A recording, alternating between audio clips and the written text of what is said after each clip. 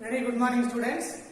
Yeah, so far we have discussed the 4 lectures on quantum mechanics. Now, today in this class, I am going to discuss the lecture 5 on quantum mechanics. In this lecture 5, we are going to discuss regarding the various properties of the matter wave. In the previous lectures, we discussed the failures of classical mechanics, origin of quantum mechanics, as well as the remaining fundamental properties of the quantum mechanics, that is wave particle duality and dual nature of matter, and the wavelength associated with the material particle, and the wavelength associated with the electrons. All those things are we discussed in the previous 4 lectures. Now, very good morning to all of you. Welcome to the lecture 5 on quantum mechanics. Myself R. Venkateswara Rao, Senior Assistant Professor of Physics. Today we are going to discuss regarding the properties of quantum mechanics. Nothing but properties of matter waves.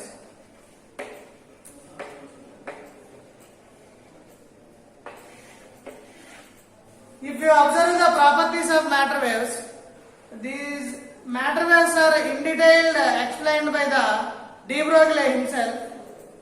De Broglie derived a small mathematical expression to represent the wavelength of the matter waves, that is lambda equal to h by mv. So that is equal to h by p. So with the help of this expression, he can able to explain he explained the various properties of the matter waves. The first one is, as the mass of the material particle is very small, then the wavelength associated with it is very high. The first important property of the matter waves is, as the smaller is the size of the particle, greater is the wavelength associated with it. Smaller the size of the particle,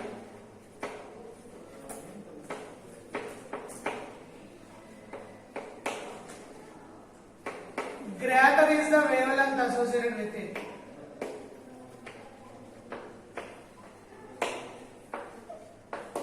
This is the first property of the matter wave.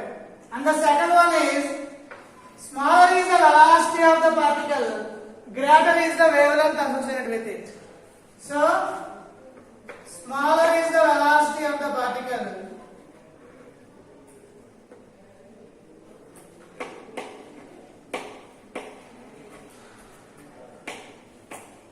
velocity of moving particle, then greater is the wavelength associated with it. This is the second important property of the matter wave. And the third property is, for example, if velocity v equal to 0, then what happens to the wavelength? As v is 0, then wavelength becomes infinite. That means this itself proves that the matter waves are existing only with the moving particles. If velocity v equal to 0, in the sense, what does it mean? The particle is already in the rest state. If the particle is in the state of rest, then there is no wavelength associated with it. That means if v equal to 0, that is velocity of the moving particle is 0, then the wavelength associated with it, lambda, is equal to infinite, which proves that matter waves are existing only with the moving particles. Proves that matter waves are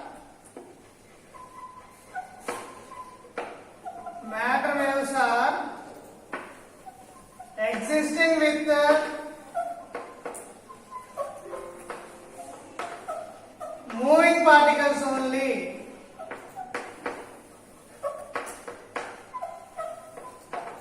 This is another important property of the matter wave. And the next one is,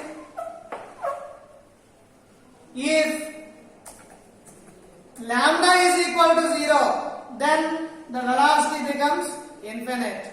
What does it mean? If lambda is equal to 0, then v equal to infinite. That means matter waves or wavelength become indeterminate. That means matter waves does not exist. That means what does it actually meaning? If any particle is moving with a velocity equal to infinite, then the wavelength becomes 0. That means no material particle will move with a velocity equal to infinity. So, hence, in that case also matter waves does not exist. And the next important property of the matter waves is, for example, matter waves are existing with any type of moving particle, whether it is a charged particle or it is an uncharged particle. For example, if a neutron is moving with a velocity, then the matter waves are existing with the neutron also. That means, what does it mean? That matter waves are completely different from electromagnetic waves. Electromagnetic waves existing only with the charged particles, whereas matter waves existing even with the uncharged particles. That means matter waves are existing with the uncharged particles. Matter waves are existing with uncharged particles or neutral particles with moving uncharged particles also.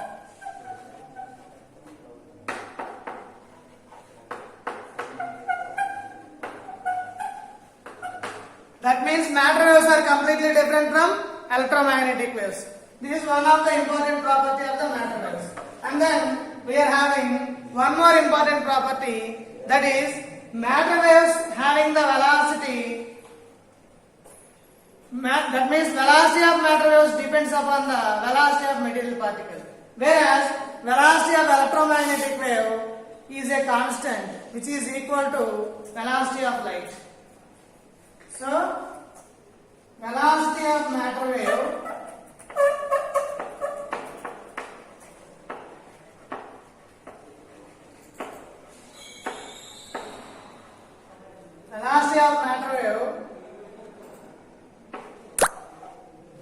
depends upon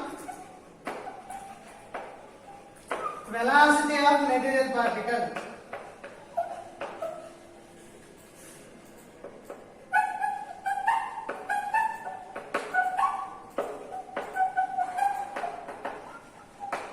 That means if the particle is moving with a small velocity, the matter wave is also having smaller velocity. If the particle is moving with high velocity, matter waves are also having higher velocity. This is how the velocity of matter wave depends upon the velocity of material particle. So, this itself indicates that velocity of matter waves does not constant like the velocity of electromagnetic wave. This particular property also differentiates the matter waves from the electromagnetic waves. In order to understand this property, let us consider an example. For example, on a dusty road, if the vehicle is moving, for example, if a lorry is moving with a velocity, then the dust is also moving before and after that lorry. That itself indicates that if we consider lorry itself is a particle, then the dust is assumed like a wave. So, if a moving particle is moving with a velocity, then the matter wave is also existing before and after that. So, velocity of matter waves depends upon the velocity of material particle. This is one of the important property of the matter wave.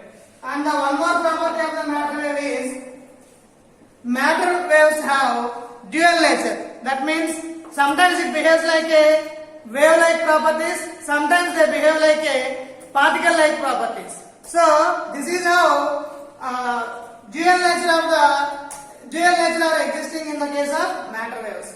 But if the wave nature is predominant, then the particle nature doesn't exhibit in that experiment. Similarly, if the particle nature is predominant, then the wave nature doesn't exhibit in that experiment. That means both are complementary to each other, not contradiction.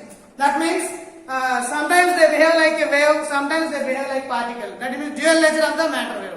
That itself indicates that we can easily understand with the help of some example. If we consider the whale in the sea, it is stronger. If we consider the elephant on the earth, it is stronger. So both are complementary to each other. If you keep the elephant in the water, then there is no strongness of the elephant. In the similar way, if you keep the whale, if you bring the whale to the earth, then there is no strongness of the whale. That means same, we can easily understand with the help of this example. If the wave nature is predominant, then there is no existence of particle nature. If the particle nature is predominant, then there is no existence of wave nature.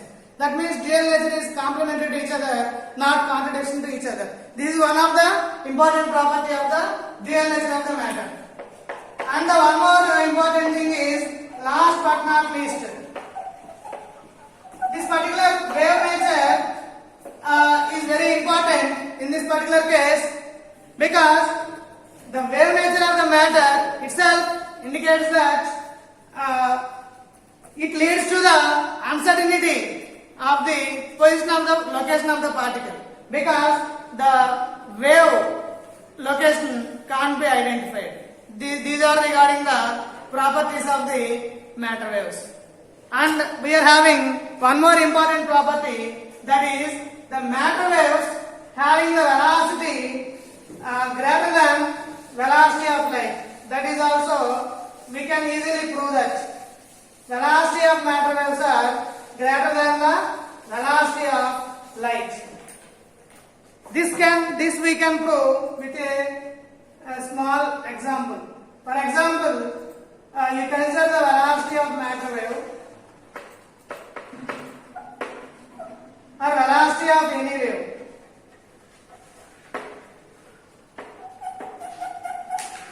In generally, u is equal to nu lambda. How this particular equation is obtained? We know that v equal to n lambda, where v is the velocity of the mechanical wave or any general wave, where n is the frequency of the wave and lambda is the wavelength. So now we can easily understand the velocity of the wave. We know that E equal to h nu, and we also know that E equal to mc square. If we equate both these, then we have h nu is equal to mc square. That implies hc by lambda, or we can say that from this expression nu is equal to mc square by h, equation number 1. And we also know that from the equation, that is de Broglie wavelength expression, lambda equal to h by mv. This is nothing but equation 2. If we substitute 1 and 2 in this above expression, that is velocity of matter waves, mc square by h into h by mv. So h will get cancelled, mm will get cancelled. Therefore, velocity of matter waves is nothing but c by v. That means velocity of matter waves, as the velocity of material particle does not exceed the velocity of light, hence the velocity of matter wave is greater than the velocity of light. These are regarding the properties of matter waves. Thank you.